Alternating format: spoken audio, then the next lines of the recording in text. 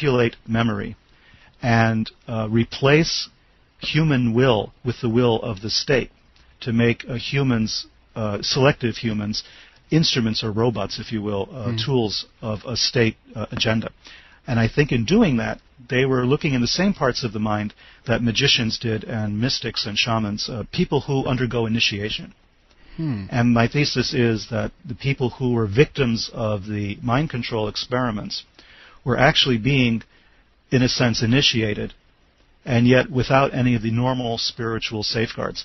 They were being initiated by people who didn't know what they were doing and who did not provide these victims with the information they would need to protect themselves or to understand the processes they were undergoing. And this unleashed all sorts of forces in my mind, a kind of Pandora's box that roughly since the Korean War period of the 1950s until now, we have been operating on people. We've been using violent offenders in our prison systems as guinea pigs for drug experimentation, for behavior modification experimentation. We've been using all sorts of people that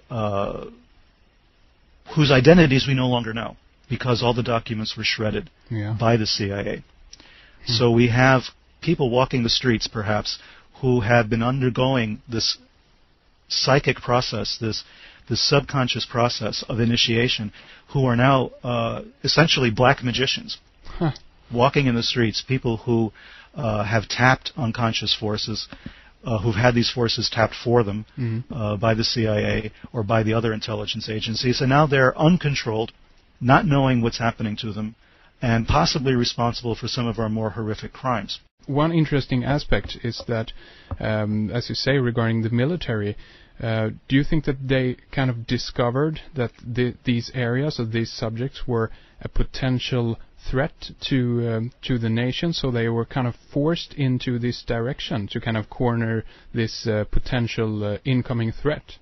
And this led to kind of the projects that you spoke of earlier, MK Ultra, I guess Operation Bluebird and Artichoke and all of this.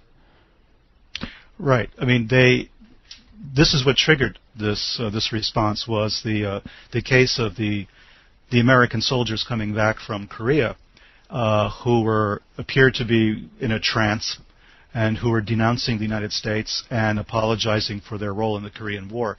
This made the intelligence people back in the United States extremely nervous. They thought that there was some weird Asian powers of the mind that were being used to cloud men's judgments and to cloud the minds of these soldiers, and it made everyone extremely nervous. And it led to the novel by Richard Condon called The Manchurian Candidate, in which these soldiers, hypothetically, had been captured by the North Koreans, turned over to the Chinese and the Russians for experimentation and mind control operations, and sent back to the United States as assassins. So they would be programmed assassins. So with a certain keyword or a key phrase, they would go into their assassin mode and kill a presidential candidate. What's interesting to me, of course, is that a movie was made of this novel, The Manchurian Candidate, starring Frank Sinatra. Yeah. It was pulled from distribution after the assassination of President Kennedy.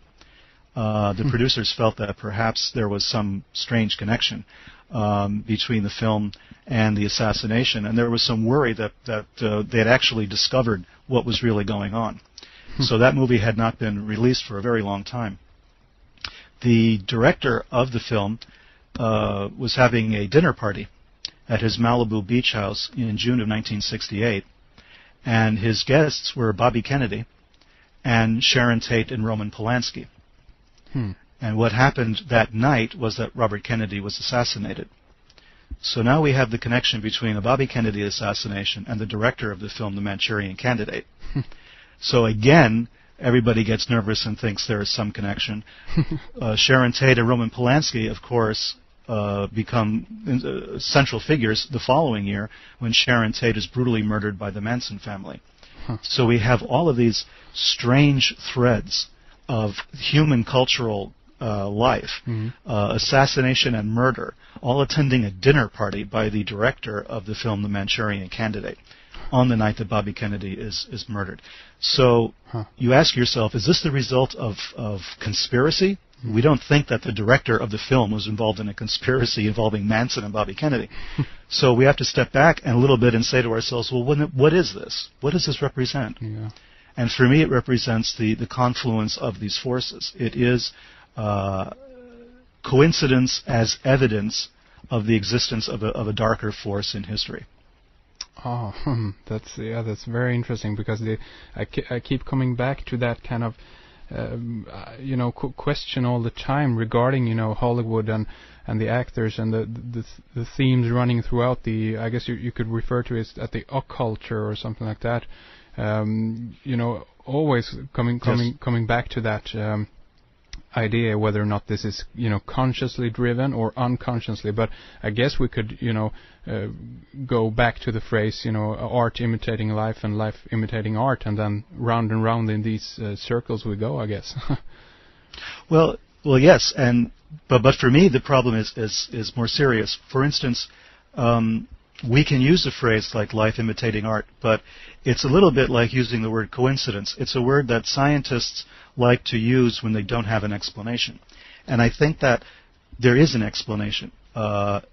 About 70 years ago or so, the Swiss psychiatrist Carl Jung was in correspondence with Wolfgang Pauli, the famous Nobel Prize-winning physicist.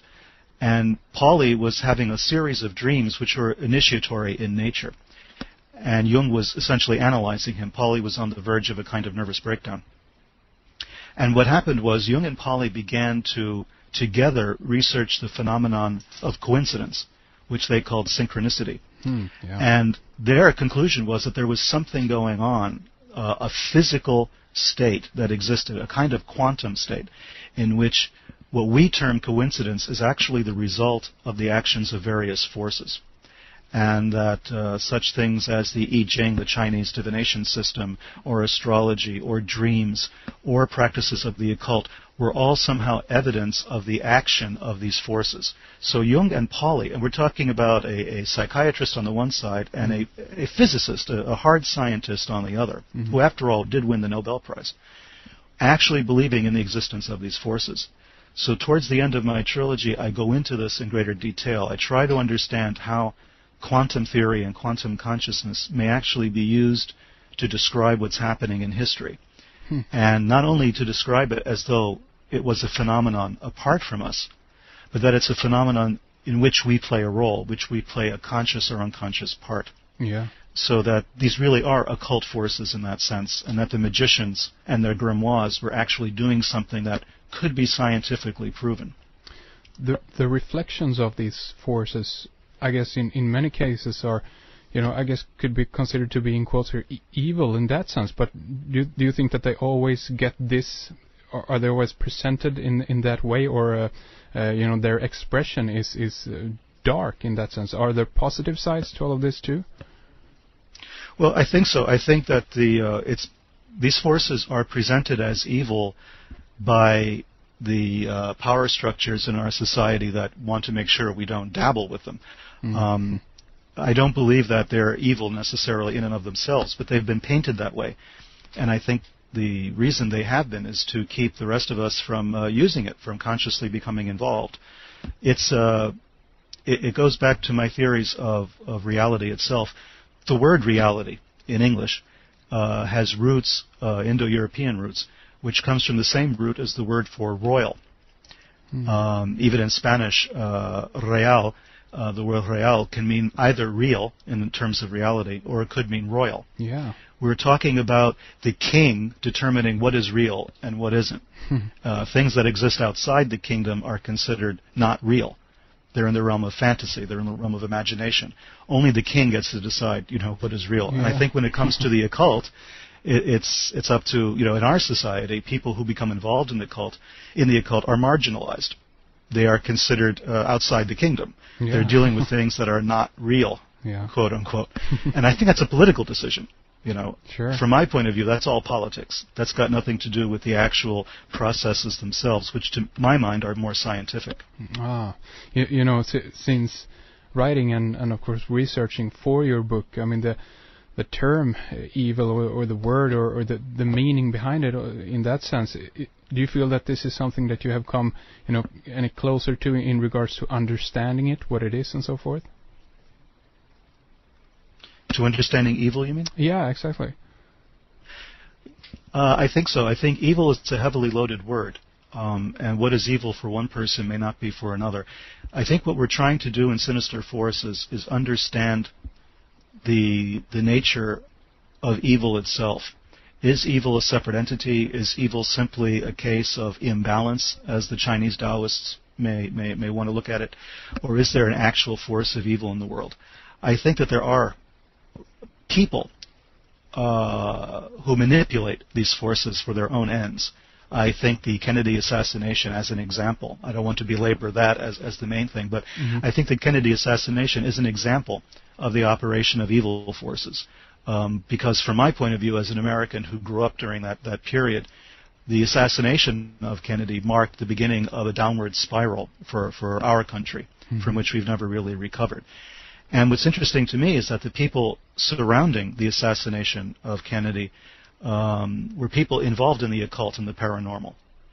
We had a group that we refer to as the Nine, which is the subtitle of the first book of the trilogy. And here we have some of the wealthiest families in America. We have the Astors and the DuPonts and the Forbes, all engaged in a seance in the 1950s in a farmhouse in the Maine woods.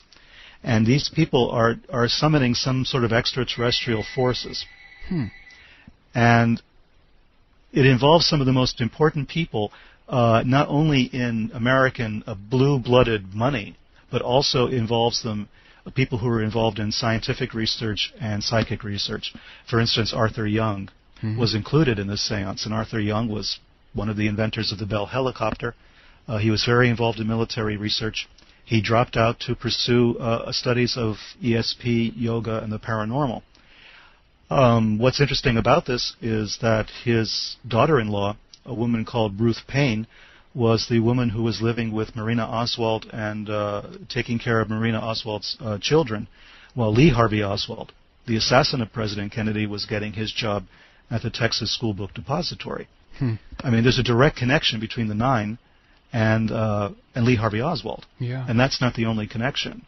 The man who introduced Lee Oswald to the Paynes was a man called George de Mohrenschildt, a Russian nobleman, a sort of pro-fascist type who was a CIA contract agent, who was also intimately involved with the group of the Nine around Arthur Young and Andrea Puharich and some of the other major players. So Lee Harvey Oswald was essentially surrounded by people who were involved with this group of mystics, in a sense, who were contacting extraterrestrial forces in the woods in Maine in the 1950s. They were all still in touch, and Lee Harvey Oswald was there as kind of their guest. It disturbs me. The entire juxtaposition of the events is very disturbing to me. Yeah.